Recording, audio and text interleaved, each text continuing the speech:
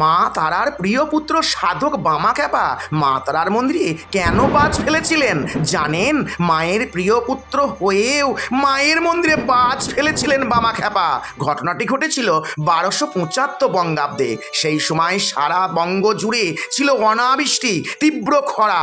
সেই সময় বীরভূমের তারাপীঠের সকল কৃষকরা বামদেবের শরণাপন্ন হলেন। তারা সাধক বামদেবকে বললেন, বাবা, এই তীব্র খরাতে সকল ফসল নষ্ট হয়ে গেল, আমরা যে না খেয়ে মরবো। তুমি আমাদের করুণাময়ী মা তারাকে বলে একটু বৃষ্টি এনে দাও বাবা। অসহায় দিন দরিদ্র কৃষকদের কথা শুনে বামাখ্যাপার মনে বড়ই করুণা হলো। তাই তিনি মন্দিরের ভিতরে প্রবেশ করে করুণাময়ী মা তারাকে বললেন, দেখ মা, দীর্ঘদিন বৃষ্টি না হওয়ার ফলে এই দরিদ্র চাষিগুলি না খেয়ে মরবে, তুই একটু বৃষ্টি এনে দে মা। কিন্তু বামাখ্যাপার কথায় মা তারা কোনো কর্ণপাতই করলেন না। বামা করুণাময়ী মাকে বারবার অনুরোধ করলেন, কিন্তু মা চুপ থাকলেন।